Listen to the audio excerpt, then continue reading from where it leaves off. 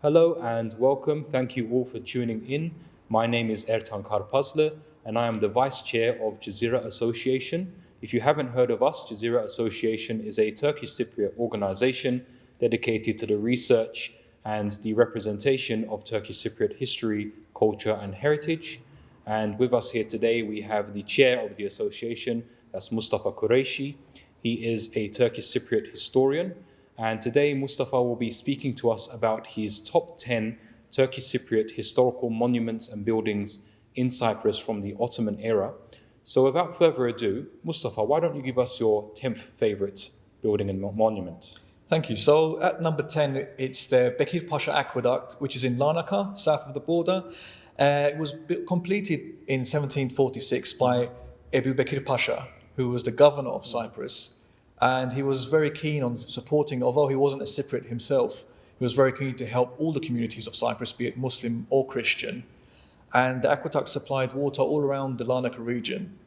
Right, so he arrived in Cyprus in that year, and he saw that the Turkish Cypriots, or people in general in Cyprus, had great difficulty retrieving their water. How were they doing it before the aqueduct was built? Well, previously they had to travel long distances, carrying great weights from wells, just to bring the essential supplies of water.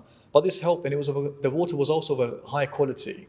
And further to that, Bekir Pasha actually left from his own funds income for the repair of the aqueduct. And it's there today for us to all see, although it's not in use. Cyprus today, we have a huge water problem in the north and the south, and the Ottomans were thinking about this so long ago. That's really interesting. So let's hear your number 9. Number 9 is a Turkish bath of Mehmed Bey in Paphos. And you're talking about a hammam here. Hammam, yeah. It's in Turkish we say hammam. I believe in English as well. It's frequently used as well. It was commissioned by the Sancak Bey, Mehmed Bey, and he was a Sancak Bey, the governor of Paphos. And it was built way back in 1592, which is soon after the conquest of Cyprus by the Ottomans. Very long time ago. A very long time ago. And the Muslims of Cyprus, that is the Turkish Cypriots, have always been keen on cleanliness. In fact, half of our faith is cleanliness. Yeah. So the hammams were built all over the island, and it played a central part in Ottoman life. Although the Christian community didn't really use it, but the Muslims certainly, the Turkish Cypriots, use it regularly. And this particular hammam was also called the Yeni Cami Hammamı, because there was a mosque right next to the hammam. Unfortunately, it was bulldozed by the Greeks during the conflict years. However, it's still worth going to visit. It's a beautiful site. It's built in a typical Ottoman architectural style. And it's got lovely white domes. So Does it still operate as a hammam? Unfortunately not. However, it's still worth visiting and taking a few photographs and getting the family to visit. Okay, great. So we're at number 8 now. Number 8 is the Bayraktar Mosque in Nicosia. Once again, it's the south of the border. This is right at the end of Ledra Street, isn't it? Right at the end of Ledra Street. Yeah. You just go straight down after the border crossing. And this mosque actually has a very interesting story. Bayraktar actually means a flag bearer in Turkish.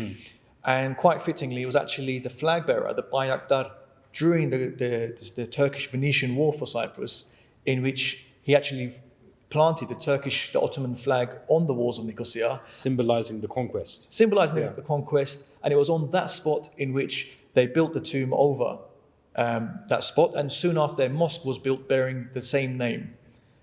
Excellent. And we can visit that anytime we like? Yes, it's frequented very regularly by Turkish Cypriots who cross the border, particularly on Thursday nights, where they have their quintessential Turkish Cypriot spiritual zikr nights, and it's led by the Turkish Cypriot Imam Efendi Shakir Alemdar. And he's the representative of the Turkish Cypriot Muftuate in the south, I believe. Yeah. Exactly. And if anything we've been together as well, amazing spiritual experience, and you can have anything up to 50 Turkish Cypriots who have crossed the border just for this zikr session at this beautiful site. Excellent. So we're at number 7 now. Number 7, we're going back again to the south of the border in Larnaca with the Larnaca Castle. And it was a fort built by the Turks in 1625, and it held janissaries and also their commander, which was known as a dizdar. So janissaries are Ottoman soldiers, right? Ottoman soldiers, Yeah. Exactly. And it was built in the Turkish neighborhood. In fact, to this day, the road which is by the side of it is called Ankara Street. And right next to the fort, there's a Jami-i Kebir, the Grand Mosque.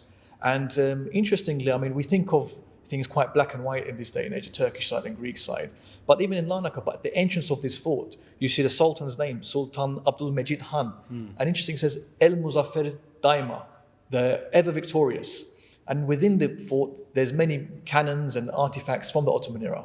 And not far from there, there's a mosque called the Zuhuri Mosque, I believe. It's got half a minaret. Tell us about that. It currently has half a minaret. At one time, it had a very long minaret, a very beautiful one. After an earthquake, however, it was destroyed. And interestingly that you mentioned that, Cezire Derneği, Cezire Association, recently lobbied because there was plans by the Larnaca administration to build bars on the actual property of the mosque. And thankfully, we were successful by the support of our community to say, stop, this is a mosque. We can't have bars built on that property, and actually it's owned by the Turkish Cypriots. It's an FGAF property. Yeah, and that plan has been cancelled now, I believe, hasn't exactly. it? Yeah. Thank you. Yeah. So we're at number 6, I believe. Number 6, we're going back to Lefkoşa, however, north of the border, with Dervish Pasha Mansion. And the Dervish Pasha was from the elite of the Turkish Cypriot community. He actually had his own newspaper called Zaman. And what year was this roughly? This was about 100 years ago. Not too long ago. And Zaman newspaper played such an important role in the Turkish Cypriot life that the Ottoman Sultan and administration actually sent him a medal in honor of his grand work to help the community with his efforts through the newspaper. The mansion is built in a typical Ottoman fashion. Lefkoşa is full of amazing Ottoman-style houses, but this particular house is still open to this day as a museum. It holds many artifacts and actual Turkish Cypriot attire from various communities, from the poor to the rich. And in fact, it's quite interesting because the style of our artifacts is very similar to that of southern Anatolian style and that of our Arab neighbors in Syria and Palestine. Yeah, I visited that museum actually, and it's really interesting. It's got an L shape, and there's like a courtyard in the middle. And I've seen that in different parts of the world in my travels in the Middle East and North Africa. Yes, this courtyard within the kind of framework of the home is very typical of Islamic architecture, which the Ottomans obviously complied with. Okay, excellent. So where are we now? We're number 5, I think. Number 5, this is a very interesting one, and it's right at the north of the island now, Hazreti Omer Tekkesi in Catalkoy in Kyrenia. Kyrenia, yeah. Kyrenia in Turkish. And actually this place, as is well recorded, the Muslim presence in Cyprus has been around since Islam's been around, 1400 years. And these 7 individuals, the head of them being called Omer, not the famous Omer, we're not that lucky, but the 7 of these individuals were the first people to come to Cyprus. These are our spiritual ancestors. And in fact, when they were found by the Ottomans, they were there resting in a cave, and it was as if they were sleeping. And this was like 900 years after they died, and the Ottomans just came and found these bodies in mint condition without any decay. That's a miracle. It's a miracle, absolutely. And as Muslims, we know that the martyrs should not be thought of as dead. In fact, they're alive, but we just can't perceive it. So that's in the Quran, isn't it? It's a verse in the Quran. Yeah. Exactly. And this goes to prove it. And how fortunate are we that evidence of our religion and such esteemed individuals are lying to rest in Cyprus, and we can visit them now in Catalkoy. Amazing building, amazing, beautiful scenery around there. Many people go there, they say their prayers and have a nice picnic with their family and friends there. Yeah, it is very beautiful, isn't it? I've been there a few times actually. Catalkoy is a very nice place. So if you're ever passing by that area, make sure you stop by at the Hazreti Omer Türbesi and pay your visits and your respects. So where are we now? I think number 4, is it? Number 4. So we're back in Lefkoşa, Nicosia, the north of the border this time. And it's the Sultan Mahmut II library. And Sultan Mahmut II was very keen on developing the growth of the intellectual class of the Turkish Cypriots at the time. And as such, he, in 1821, commissioned a library to be built in Nicosia. And he actually donated from his own collection books. And the elite Turkish Cypriot community of the time also donated various books, be it from theology to poetry, in not just the Turkish language, but also in Persian and the Arabic languages as well.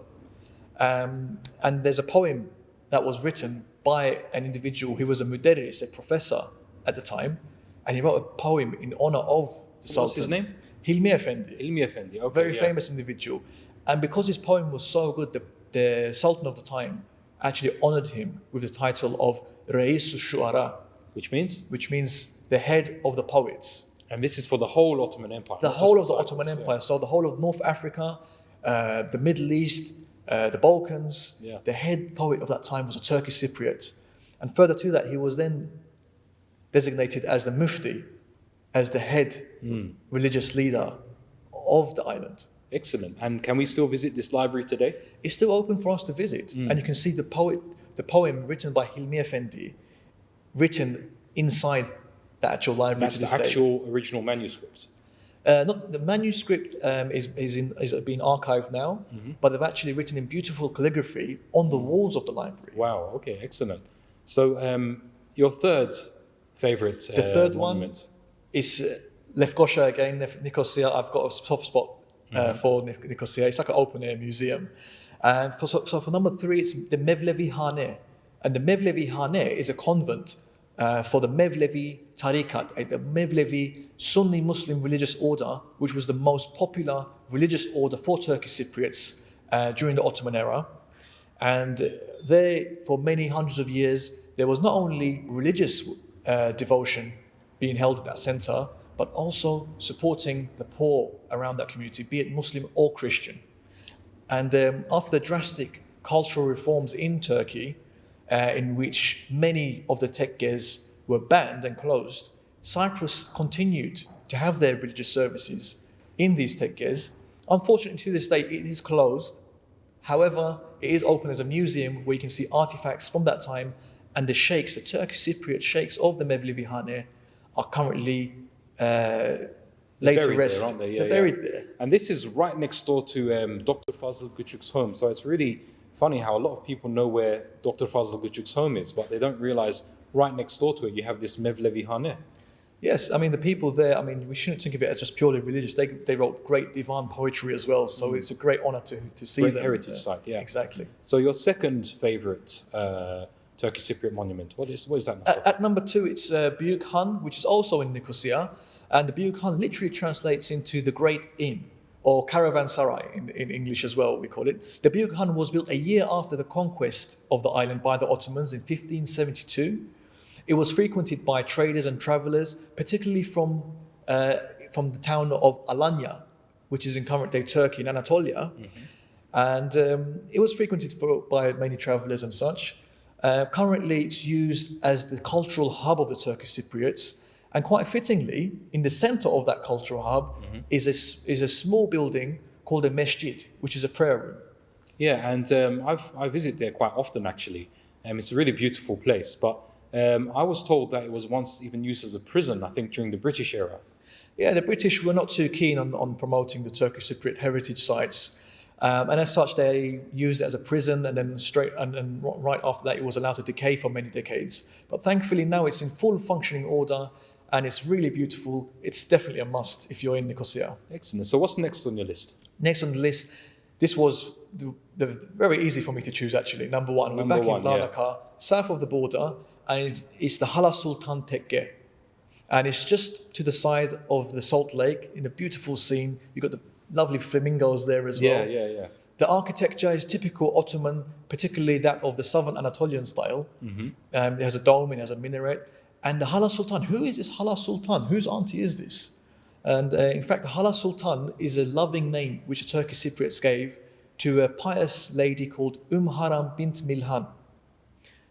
And this is her resting place. This is her resting place. She actually, when we referred earlier about the first Muslims to come to Cyprus, she was among them 1400 years ago. Yeah. And she was actually from the family of our Prophet, peace be upon him. And on one occasion, when the Prophet visited her home, he had a vision that great individuals, they will be honored to travel by sea like kings on thrones, and they'll be traveling to Cyprus. And she was among these first people. She was laid to rest in Larnaca. And we're fortunate enough, and although the building itself was built in 1761, we have records that prove that it was still used prior to that as a place of significance. The Muslims were aware that the Hala Sultan was based here, and even the Greek Orthodox community used to call her the pious lady. Right, so I've heard a lot of stories about this place, and one of them is the whole story about the floating rock above her grave. Is that true, or is that just a myth? Well, I mean, if you ask any of our elders, they can certainly tell you that this was the case. There were 3 rocks, one floating above the other 2. It's recorded in British records as well. However, it was during the British era in which they filled the space with cement. But it was known as Hajar al-Muallak, the floating rock. And yes, I would like to believe it's true. It is legend. We can't say for sure. Yeah. But certainly pay it a visit. I mean, every Friday, after lockdown's over, obviously, there's a frequent bus service which takes Turkish Cypriots from the north to go and perform their Friday prayers. Imam Effendi Shakir Hoca is there with his team as well, and they're more than welcoming, and they give free food out as well to people. That's a good reason to go. Yes. Yeah. So thank you, Mustafa, for giving us your top 10.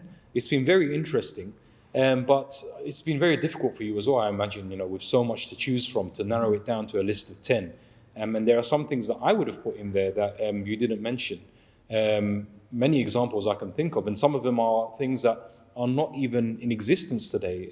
For example, I recently found out that the area where the Lefkoşa Türk Lisesi is built, opposite the Kyrenia Gate, which is the entrance to Lefkoşa, that was once actually a huge cemetery, one of the oldest and biggest cemeteries in Cyprus, and even, I think, the second largest cemetery in the Ottoman Empire.